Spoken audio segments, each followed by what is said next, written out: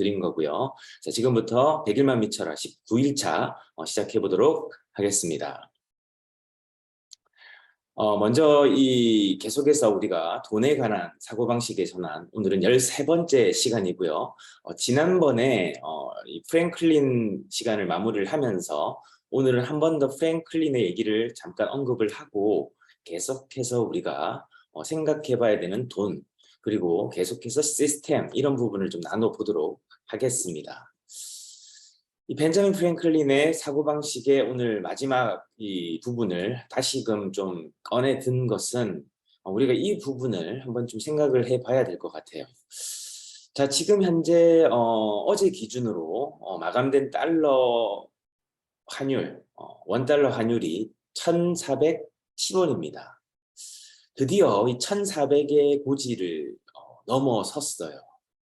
그럼 달러가 상승한다는 것은 상대적으로 우리의 원화 가치가 하락된다는 것이고, 이 달러의 상승은 많은 전문가들이 이야기하지만 이거 다시 경제 위기가 오는 것이 아닌가라는 약간의 불안감과 경계를 할 수밖에 없는 지표입니다. 인덱스라는 것은 이제 지표인데 우리는 이 지표를 통해서 다음 시나리오를 구상을 해야 되는 것이거든요. 제가 이 100일만 미쳐라를 시작하게 된 올해 이제 7월 초부터 계속해서 우리가 왜 이 100일만 미쳐라를 해야 되는가에 대해서 여러분들과 나눴었습니다. 이 출발점은 우리가 앞으로 어떻게 될지 모르는 이 경제 상황, 그리고 닥칠지 모르는 경제 대홍수를 우리가 이제 준비하자라는 취지였죠. 그런데 안타깝게도 이 지표들은 우리가 생각하는 것보다 어떤 그런 시나리오가 조금 더 빨라질 수도 있지 않겠나라고 하는 약간 우려 섞인 메시지를 전하고 있습니다. 굉장히 양극단으로 나뉘는 시점이에요.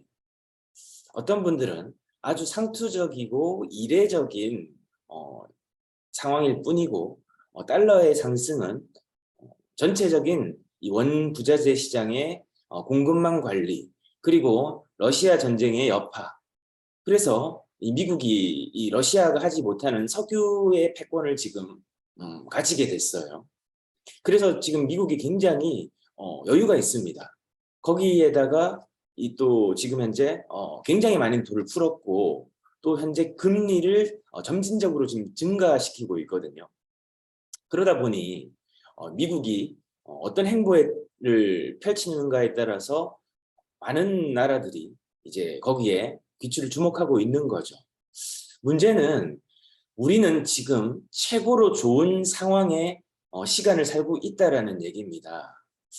제가 얘기를 분명히 드린 적이 있죠. 영국의 물가가 굉장히 저희가 경험한 바에 의하면 살인적이었다고. 지금 현재 영국 상황은 굉장히 소비자 물가 상승률이 10%를 지금 돌파를 했죠. 지난달 기준으로. 그래서 실제 체감 경기는 굉장히 얼어붙어 있습니다. 그렇다고 세상이 안 돌아가진 않지만 그만큼 내가 가진 돈에 비해서 물가의 가치가 높다 보니까 뭘 사려고 해도 겁이 나는 것이죠. 또 돈을 쓰려고 해도 조금 걱정이 되는 것이죠. 그래서 이렇게 경제는 뭐라고 얘기하냐면 심리다라고 얘기합니다. 그래서 아직은 뭐 괜찮다라고 하는 전문가 집단이 있는 반면에 또 아직의 한편은 곧 경제 위기가 올 수도 있다. 코로나 2020년을 경제 위기라고 얘기하고 2008년을 리먼 브라더스 사태로 촉발된 이 경제 위기, 뭐 이런 얘기들을 우리가 하지 않습니까? 이런 상황 속에서 지금 현재 경제 위기가 지금 또 더 큰 쓰나미가 올 수 있다. 이런 얘기들을 하는 전문가들이 있단 말이죠. 자, 그럼 우린 누구의 얘기를 들어야 될까? 누구의 얘기를 들어야 될까요? 자, 그런 상황 속에 우리가 지금 오늘을 살고 있는 겁니다. 자, 그러면 여러분들은 어떤 준비를 하고 계십니까? 우리가 세계의 통장을 공부를 했어요. 돈이라는 것은 명확하게 목적과 역할을 구분한 통장에 의해서 내가 그 시스템대로 돈을 관리해 나가는 것이 가장 합리적이고 그것도 세계에서 최단기에 성공하고 미국의 100달러 지폐에 얼굴을 새긴 이 프랭클린이 원칙처럼 지켰던 그 방법을 우리는 그대로 배운 거죠. 우리는 그대로 이제 하면 되는 것인데 문제는 재원의 마련입니다. 재원의 마련. 즉 돈이 어쨌든 이번 달부터 혹은 지난달부터 이 방법을 실행하는 분들에게는 이 돈을 이제 효과적으로 관리할 수 있는 프로세스를 이제 우리가 구축했다라고 보면 되는 거예요. 근데 구축은 실행을 전제로 하는 것입니다. 그래서 우리가 이번 달부터는 여러분들이 기준을 정해야 되는 거죠. 나는 얼마를 벌고 얼마를 이 시스템 통장에 관리를 하겠다라고 하는 목표를 세워야 되는 거죠. 그게 첫 출발이라는 겁니다. 경제 위기를 우리가 준비해야 된다라고 하면 지난달과 똑같은 방법으로 일을 한다. 똑같은 방법으로 돈을 관리한다. 똑같은 방법으로 돈을 쓴다. 똑같은 방법으로 예산 없는 생활을 한다. 그렇다라고 한다면 여러분들의 경제 위기가 내일 닥친다면 어떻게 하시겠습니까? 나는 내 통장에 지금 현재 적어도 우리의 가족의 생활비가 한 달에 한 400 정도면 충분하다라고 한다면 최소한 여러분들이 10달을 버티려고 하면 4천만 원이 있어야 되는 거고 1년을 버티려고 하면 얼마가 있어야 될까요? 뭐 4천에서 조금 더고 10년을 버티려면 4억이 있어야 되는 거죠. 근데 물가 상승률을 대비하면 4억이란 돈이 어떻습니까? 4억이 아니야. 그리고 경제 대공황이 오면요. 이건 얘기가 완전히 달라지는 겁니다. 내가 예를 들어 4억이 있으면 한 달에 400만 원으로 생활이 가능했는데 달러 환율이요. 갑자기 2,000원, 3,000원이 돼버립니다. 심지어는 5,000원이 돼버릴 수 있어요. 그럼 몇백 배 상승하는 겁니까? 몇천 배 상승하는 거죠. 그렇게 상승되어지면 4억으로는 내가 400만으로 생활을 했다면 그 400만 원이 한 80만 원 정도밖에 생활이 되는 수준이 안 되는 거예요. 무슨 말인지 이해가 가십니까? 그렇게 되면 어떻게 가지고 있는 4억이 뭐 이제 이 8천만 원 정도밖에 수준으로 가치가 안 매겨지는 거예요. 그럼 8천만 원으로 물건을 10년을 살 수 있습니까? 아니 1년을 살 수 있습니까? 못 사는 거예요. 안 그렇습니까? 저는 이런 생각을 하면 좀 아찔하던데 여러분들은 어떠세요? 어제도 눈 떴고 오늘 아침도 눈을 떴으니 뭐 변함없이 괜찮을 거야. 이건 그냥 낙관론이에요, 여러분. 그게 여러분들의 플랜 B는 아니라고요. 그래서 저는 조금 걱정이 돼요. 자, 이런 상황에서 우리가 벤자민 프랭클린의 투자의 6원칙을 한번 보겠습니다. 자, 이제 우리가 할 수 있는 최고의 하드웨어 투자는 자신에 대한 투자예요. 지금 오늘 이 7시에 시작하는 이 시간도 남을 위한 시간이 아닙니다. 보니까 우리 박현주 전무님이 출석 체크를 하는 것 같아요. 그러니까 내가 이거 출석을 안 하면 내 신상에 불이익이 생기지 않느냐? 뭐 이런 걱정을 해서 들어오는 분은 없을 거라 생각하는데 저희는 그런 거 없습니다, 여러분. 그래서 여러분들 스스로에 대한 투자예요. 또 여러분들의 투자는 또 뭐가 있을까요? 뭐 책을 읽는 방법. 그리고 우리 슬리밍고에서 제공하는 교육 시스템에 여러분들이 시간과 노력과 에너지와 집중을 투자하는 것, 뭐 이런 것들이 될 수 있겠죠. 그리고 여러 가지 자기 개발들이 자신에 대한 투자입니다. 책을 사는 것도 마찬가지고. 그렇죠? 그 다음 두 번째, 손쉬운 돈벌이는 아예 없다고 생각하는 게 맞습니다. 저도 한때 가난했을 때는 이 손쉬운 돈벌이의 유혹에 빠져들어요. 뭐 복권도 사고 뭐 또 뭐가 있겠습니까? 뭐 돈 된다라고 하니까 이것저것 기웃기웃 해보고 그리고 지금은 또 어떻죠? 지금은 뭐 비트코인 뭐 코인 이런 것들도 어떻습니까? 경제 뉴스에서 다루고 있으니까 그리고 블록체인 시장이 유망하니까 비트코인을 투자를 하게 되면 내가 부자가 될 수 있을 것 같다. 언젠가는 우상향하지 않겠느냐라고 하는 또 사자의 심장을 가진 분들이 계시더라고요. 저 겁이 나서 못하겠어요, 그런 거. 왜냐하면 제가 컨트롤할 수 없잖아요. 불확실성이 굉장히 높지 않습니까? 그래서 저희는 안 해요. 근데 그걸 과감하게 하시는 분들이 있더라고요. 그리고 또 뭐죠? 금융 피라미드, 유사수신 뭐 이런 거 있죠? 이 확정 이율을 얼마를 준다. 얼마를 투자해라. 그리고 얼마를 소개하면 너에게 1대 1로 돈을 주겠다. 뭐 이런 말도 안 되는 은행에서는 언급도 안 하는 뭐 그런 것들을 얘기를 합니다. 그런 비즈니스가 있으면 왜 삼성이 안 하고 왜 저기 현대가 안 하고 SK가 안 하겠습니까? 롯데가 안 하겠습니까? 대부업이 돈 되는데. 그죠? 재원 마련이라는 아주 기초적인 경제 개념이 없기 때문이죠. 누굴 끌어와야 되는 거예요. 그 방식의 방법. 그게 피라미드식이고 그 방법을 유사수신행위라고 얘기합니다. 금융 피라미드라고 얘기하죠.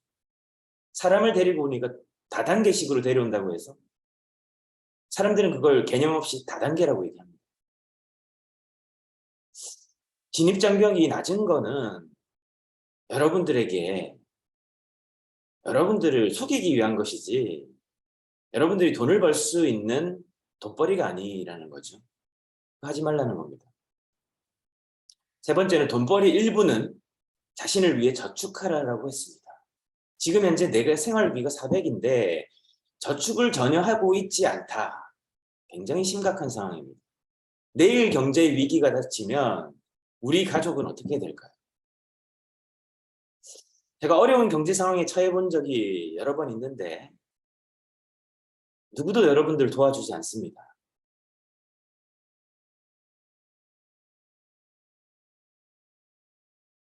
은행도 도와주지 않습니다. 은행이 도와주지 않는 이유는 여러분들의 신용이 없기 때문에. 여러분들의 신용이 없기 때문에 고금리로 3금융, 4금융을 갑니다. 그 3금융, 4금융도 여러분들에게 최소한의 담보를 요구할 겁니다. 그래서 돈을 빌리러 다녀야 돼. 그것조차도 안 되면 이제 뭐 다른 방법이 있겠습니까? 저도 그 경험이 있어요, 여러분. 근데 다시 돈이라는 것은 내 마인드셋, 사고방식에 의해서 다시 벌 수도 있습니다. 돈은 에너지예요. 여러분 생각의 에너지라는 거예요. 여러분의 생각의 에너지에 따라서 그 돈이라는 이 물질은 영향을 받는 거예요.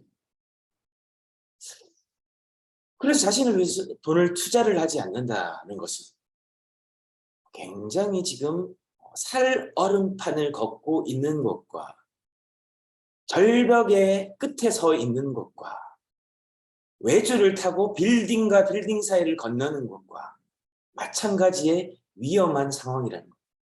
여러분은 그걸 지금 깨닫고 있지 못하다면 정말 오늘 생각을 전환하셔야 돼요. 여러분들 사고방식을 바꾸셔야만 됩니다. 네 번째는 초보자의 지식을 맹신하지 마라. 내가 이제 조금 배운 것 같으니까 좀 아는 것 같으니까 내 방식이 최고인 것 같아요. 제일 무서운 겁니다. 이걸 우리가 자주 인용하는 걸로 선무당이 사람을 잡는다라고 합니다. 내 어설픈 지식을 맹신하면 안 됩니다. 지금은 전문가들의 지식도 확신할 수 없는 상황인데 내가 살아왔던 방식, 나의 어떤 작은 어떤 경험치들을 그게 정답이다 생각하고 맹신하면 안 된다는 거죠. 다섯 번째는 대부분의 투자는 물건이 아니라 사람에게 하라는. 저희 슬리밍고 그리고 저희 두드림 크리에이티브가 가지고 있는 생각은 그대로 계승된 생각이 뭐냐면 이 기업은 최고의 교육 집단이라는 겁니다. 그래서 최고의 복지는 교육이에요. 현재 모 프랜차이즈에서는 그 프랜차이즈가 업계 1위라고 얘기를 합니다. 근데 이 오픈을 한 이후에 이 본사가 어떤 행정적 지원, 마케팅 지원, 경영 지원을 해주는가라고 봤더니 교육 지원을 해주는 거 봤더니 없는 거예요. 너네 알아서 해가 되는 겁니다. 그리고 무지막지한 계약에 의해서 거의 뭐 덫에 갇힌 이 야수와 같이 울부짖을 수밖에 없는 계약 조건입니다. 여러분들은 그런 것을 보면 어떻게 생각하십니까? 어떤 분들은 본사가 뭐 해주는 게 뭐냐 라고 하는 분들도 계실 거예요. 근데 최고의 복지, 최고의 보상은요, 고기를 잡아다 주는 사람이 아닙니다. 어떻게 고기를 잡을 수 있는가를 알려주는 사람이죠. 그래서 저희는 사람에게 투자를 합니다. 초짜 부자들, 졸부들은 물건에 투자를 해요. 근데 그 레벨을 넘어서게 돼서 지속 가능하게 부를 유지하는 사람들은 사람에게 투자합니다. 그리고 자신에게 투자를 해요. 이게 중요합니다. 여러분들이 지금 사업을 내가 구축하는데 뭔가가 어그러지고 있다. 돈은 지금 많이 벌었는데 실질적으로 내 통장 잔고에 남아있는 잔액이 내 수익과 비례하지 않는다. 즉 내가 저축액과 비례하지 않는다는 것은 여러분들의 뭔가 운용이 잘못되고 있는데 그 운용은 여러분들의 지출과 관련이 있습니다. 지출은 저축 혹은 투자와 관련이 있는 거죠. 왜냐하면 저축과 투자는 내 자산을 만들어주는 쌓는 행동이고 그 행동 중에서도 저축은 리스크가 적고 이익이 크지 않아요. 리스크가 적고 이익도 크지 않아요. 근데 투자는 그 투자의 성격에 따라서 리스크도 크고 또 비례해서 이익도 클 수가 있는 거죠. 그래서 우리가 여러분들이 공부를 해야 되는 까닭은 내가 어쨌든 수입이 생겨서 세 개의 통장으로 각각의 계정별로 역할별로 나눠놨어요. 그럼 이렇게 나눠져 있는 상황에서 어떻게 하면 이 자산들이 일하도록 만들까라고 하는 아주 원초적이고 1차원적인 고민은 최소한 해야 된다는 겁니다. 그걸 해야 내가 한 달 한 달 내 일에 의해서 수입이 발생될 것이고 그 시간에도 내 자산은 일을 하도록 만들어줘야 되는 거거든요. 그러면 자산을 일을 시킬 수 없는 상황이라고 하는 사람들에게 제가 5번을 뭐라고 말씀드리냐면 당신의 사업에 재투자를 하라고 얘기합니다. 그리고 사람에게 투자하라고 얘기합니다. 그 사람들에게 여러분들이 내가 예를 들어서 렌탈 총판이다. 그러면 내가 이제 총판인 만큼 대리점들이 뭔가 사업하기 좋은 환경에 위해서 뭔가 공간을 마련한다든지 사업 준비를 한다든지 이런 거죠. 어제 저희가 만났던 분이 지금 이제 이 김해 렌탈 라운지를 하려고 하시는 분인데 마인드가 틀려요. 바로 제주도든 김해든 두 곳 한 번에 적정한 입지만 우리 본사에서 물색해 주시고 저희가 보고 온 곳이 마땅하다라고 허가해 주신다면 저희는 바로 오케이 라인 나우 하겠습니다. 바로 이 마인드예요. 그럼 왜 그분들이 이걸 하냐? 이 대리점들이 사업할 수 있고 지역에 있는 분들이 유용하게 여기에 방문해서 사업을 할 수 있게끔 그분들은 몸의 전문가도 아닙니다. 이게 중요하다는 거예요. 6번째, 유일하게 100% 확실한 투자는 빚을 갚아라. 그래서 빚을 갚는 게 중요하다는 거. 여러분들 빚이 있습니까?